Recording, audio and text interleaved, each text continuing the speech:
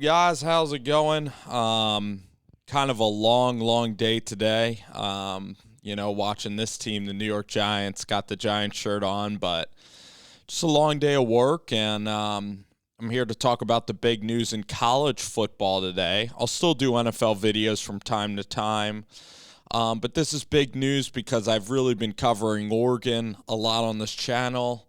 I can honestly say, I really do appreciate the Oregon fans for watching the video.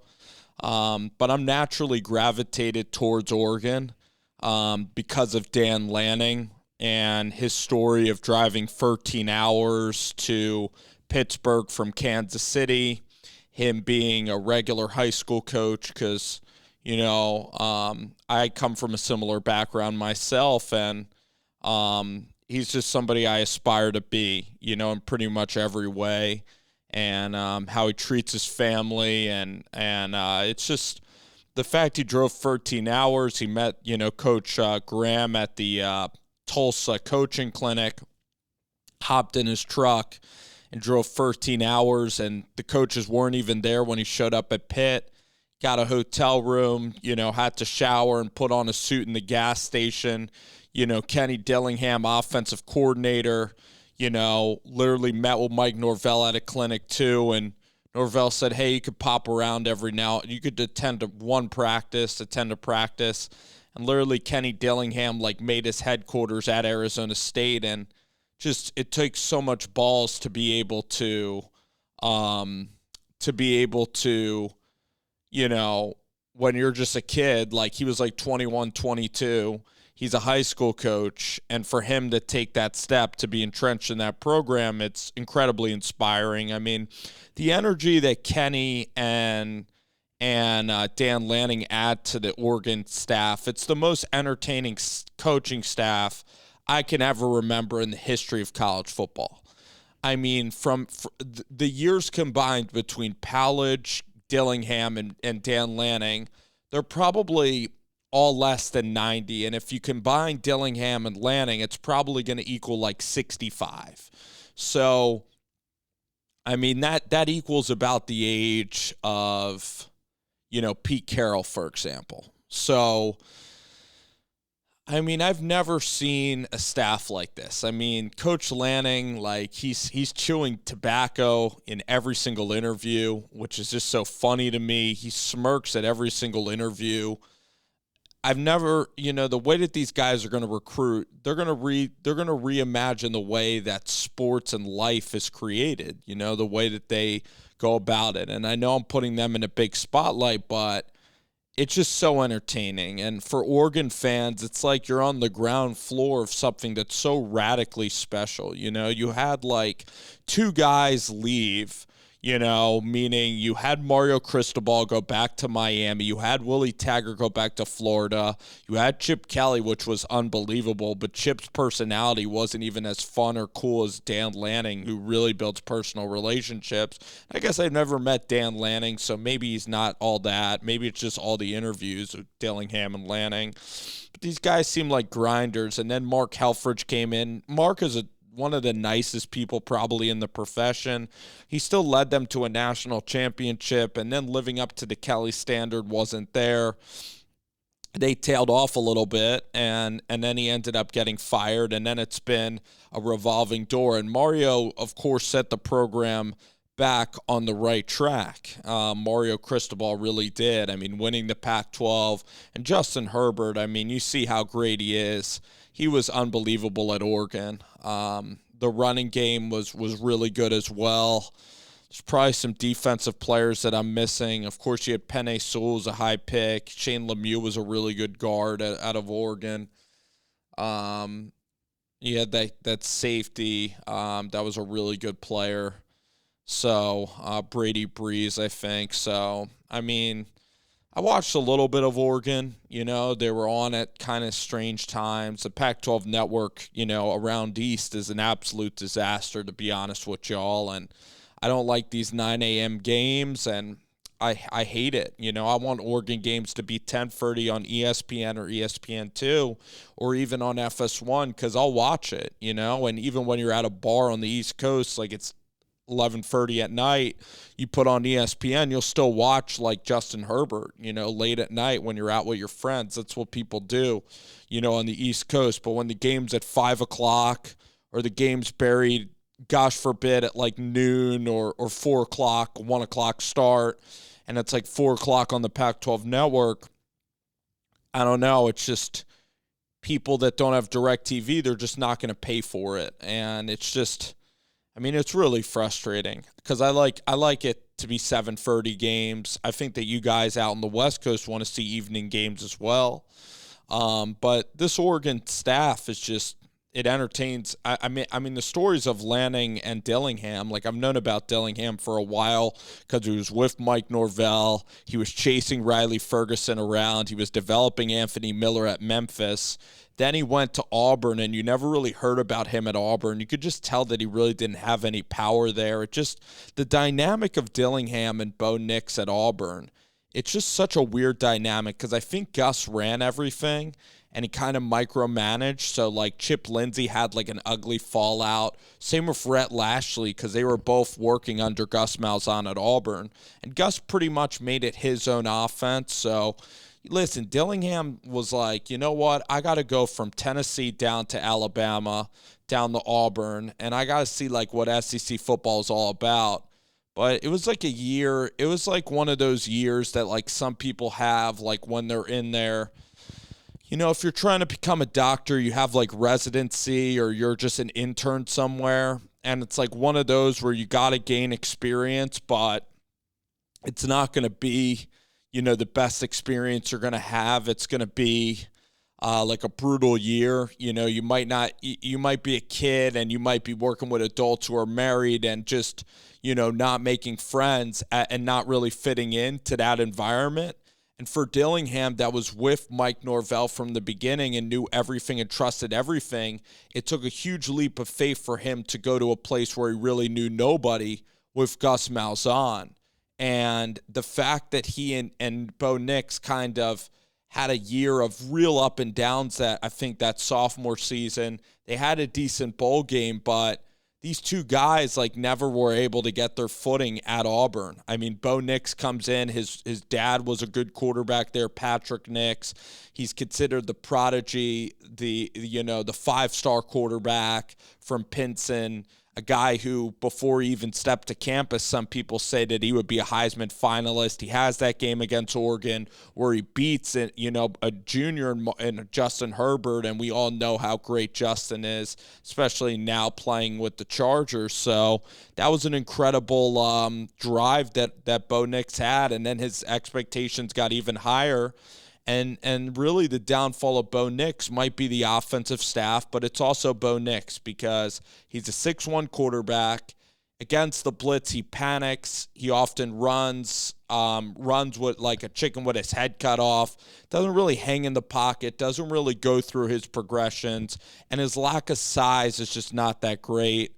His accuracy at times, he has a loopy throwing motion, so his accuracy at times can really lead to a lot of turnovers, and he often trusts his arm and his ability, which he definitely has confidence. He has some real upside, which is athletic ability. His arm strength, like throwing it down the field, he could probably throw it 50 yards. He throws with good velocity. He's just small. If he was 6'3", he would be an NFL first-round starting quarterback, but the odds are is that he's 6 feet tall. So he plays a little bit like Johnny did at Texas A&M without the running ability and the breaking tackles ability that Johnny had at A&M. And Manziel honestly just has more touch on the ball.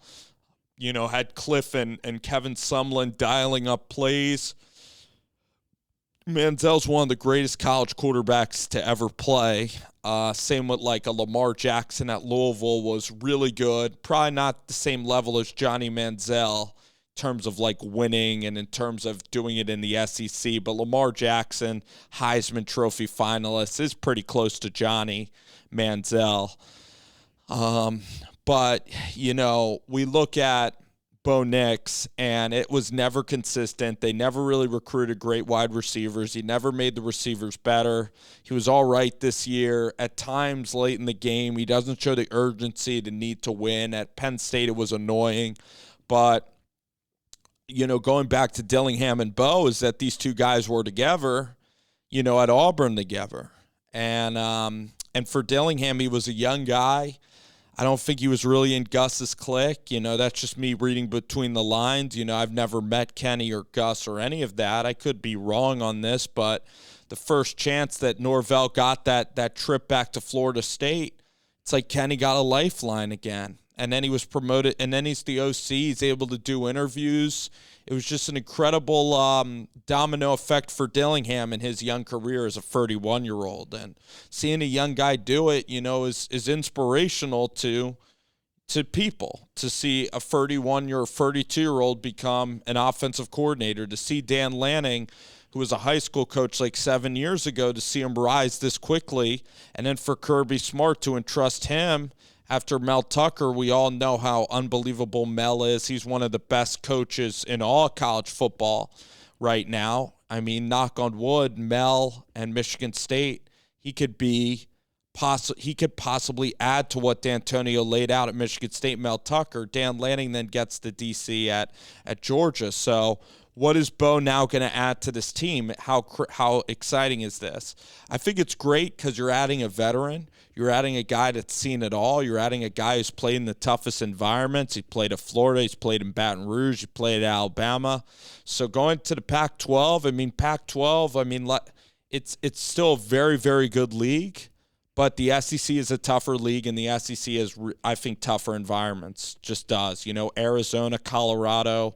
Arizona State's a pretty good environment. Washington, Oregon State, the Civil War will be fun. And, Washington State could be a little sleepy, so I think that he's going to do fine.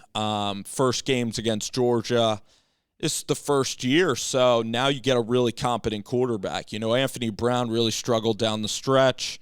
Ty Thompson, I believe, is a freshman phenom, So if the freshman ends up beating out Bo Nix, which is rare, it just speaks more volume to that. The previous relationship with Dillingham is awesome. The thing that I'm going to say about the whole Bo Nix situation is this, is that you're getting a competent quarterback to start the Dan Lanning era off, because a lot of these recruits ended up leaving. I mean, Dan came in so late, now with the early signing period and the transfer portal. I mean, if they get to 8-4, 9-3, I think it's pretty damn good for the first year. I mean, I think it's going to take 2023. I think that they could, again, with Bo, they could still compete for a Pac-12 title. Getting into a 14 playoff is going to be tough. 23 and 24, I expect them to be in that playoff, in the playoff. Oregon hasn't been in the playoffs since Mariota, so even Herbert wasn't able to get there.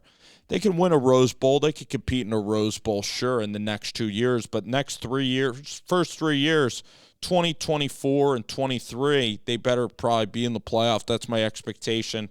I hold these expectations high because I just believe Oregon, the facilities, and I hold Dan Lanning in incredibly high regard.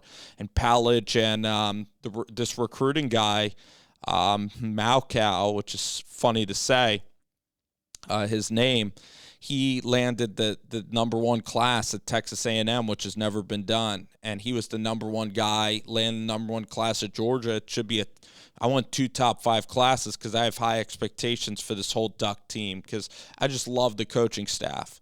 I love what Rob Mullins is doing, honestly. Even though Dillingham's from Arizona and, we get a Midwestern guy in Dan Lanning and a Texas guy in Huntsville, Palage and Malcow, is from Augusta, Georgia, which is North Georgia, South Carolina area.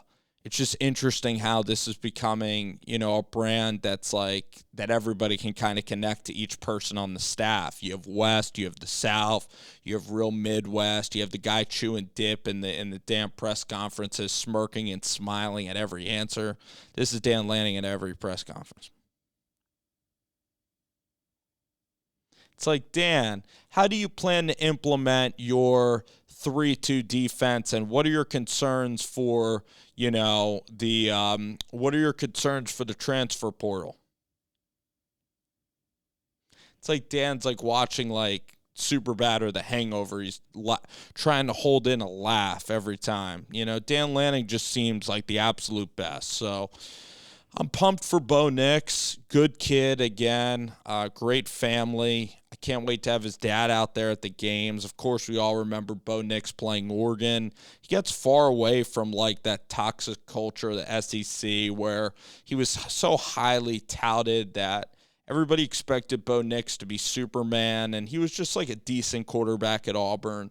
So because he was all right, he's one of those guys that probably with time, Auburn fans will come to wrap their arms around Bo. But he just started so long and was in the limelight and made such backbreaking mistakes at times that Auburn fans that are used to 10 wins and kind of live where they want to beat Nick Saban and get back to Atlanta, they live in the expectations at Auburn. It's really one of the toughest jobs because you're playing the same state as the greatest coach ever, and then you have to somehow compete in the toughest division in all college football. And then, the Auburn fans expect you to go to a bowl game, and with Bo, it was like the second coming. It was like, the son, returns home, to Auburn. All of that added into just the story of Bo Nix, which just didn't live up to the hype and led to disappointments in those games. He's going to have to get better against the blitz. I think Kenny's going to give him a more concise system. You're going to utilize his legs. But I think Dillingham's system is a lot more complicated than certainly Gus's system. But you also look at, I think he can communicate better than Mike Bobo, who's a little bit stubborn, stuck in his ways, leaves Colorado State. Then Mike Bobo again with Shane Beamer. I mean, he left Shane Beamer so late in the process of Shane getting his staff at South Carolina that Carolina fans hate Shane Beamer and I think rightfully so because he really misled South Carolina. And then he ended up, after 1 year at Auburn, they ended up firing Mike Bobo. So Mike Bobo just has been in a period of transition. I'm not happy to see anyone lose their job, but I mean, you look at Auburn and Bo. I mean, he was battling T.J. Finley down the stretch there, and I mean, it's the right time to leave Auburn for Bo. He's been through it all. It's a toxic environment there. He gets to go out to Oregon. It's a fresh start for him. It speaks to how Dillingham really values his working relationship. I love that Dan Lanning's excited. You get a veteran back there, And this is the first year. This is a transition period. It's not like you have the 5-star quarterback coming in that you want to squeeze out every part of his eligibility like a Justin Herbert or a Mariota. You got developmental guys in this program. This is a patchwork class that you're putting together. You need to get somebody that is, somebody that's competent. Bo is competent. He's won big games before. He went to LSU and won. He's actually beat Alabama. He outdueled Mac Jones. He's had highs. It's highs and lows, but he has highs, and he's a great guy to add to that room. There shouldn't be any negativity. I know you can look at Bo and all of the downside and him not achieving expectations at Auburn, but for Oregon right now, I mean, if the way Anthony Brown would throw the ball, the way that Show would throw the ball, it was an inconsistent performance after Justin Herbert. You're adding a guy that's in his 4th year. I think it can click with Dillingham. I think he'll be seeing, again, easier defenses than the SEC. You're gaining experience. You're adding experience to the room.